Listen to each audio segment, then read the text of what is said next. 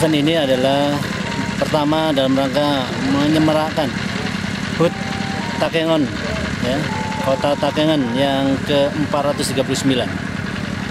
Oleh sebab itu kami dari jajaran Polres Aceh Tengah bekerjasama dengan Pengda IOF Aceh ikut menyemarakkan dengan membuka event Bayangkara Offroad 2016. Ini tantangan yang tersendiri di atas ketinggian 1.800 di atas permukaan laut. Itu merupakan tantangan tersendiri dengan desain khusus oleh Bang Biong. Kompetitor yang hadir di sini juga dari berbagai kalangan, berbagai komunitas dan berbagai daerah hadir di sini. Dari Sumatera Selatan, Sumatera Utara, dari Jawa Timur juga ada perwakilan. Sekali lagi, khusus di kelas standar eksibisi Land Up yang zona 2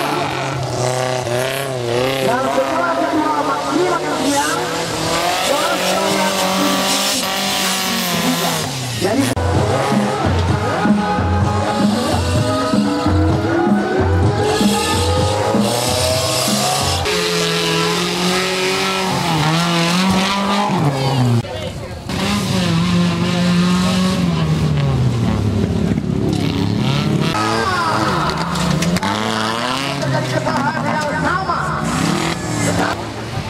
tentunya karena sudah